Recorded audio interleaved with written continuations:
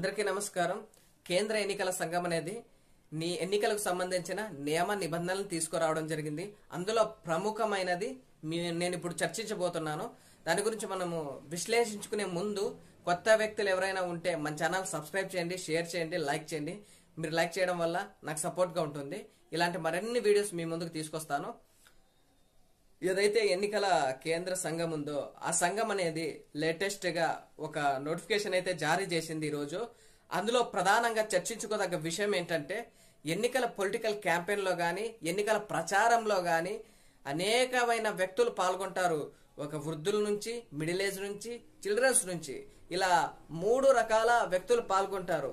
ఈ 3 రకాల వ్యక్తులు ఎన్నికల్లో పాల్గొనడం వల్ల నియమ నిబంధనలు దీంట్లో సడలించిందనమాట. ముఖ్యంగా మిడిల్ ఏజ్ వాళ్ళు కాకుండా, వృద్ధాప్యం వాళ్ళు కాకుండా చిల్డ్రన్స్ ని ఎన్నికల ప్రచారంలో భాగస్వామ్యం చేయొద్దండి అని స్ట్రిక్ట్ రూల్స్ అయితే జారీ చేసింది. ఒకవేళ వీళ్ళని పార్టిసిపేట్ చేసుకున్నట్లయితే, ఎవరైతే చేసుకుంటారో వాళ్ళపైన చట్టపరమైన చర్యలు తీసుకోవడం అయితే జరుగుతుంది.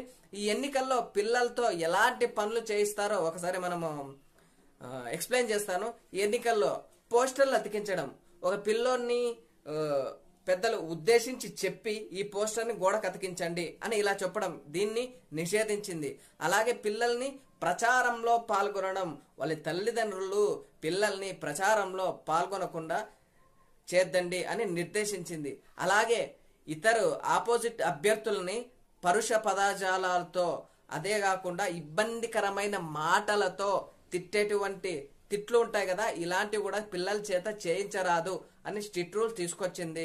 ఈ రూల్స్ ఎవరైతే అతిక్రమిస్తారో వాళ్ళకి చట్టపరమైన చర్యలుంటాయని తెలిపింది. ధన్యవాదములు.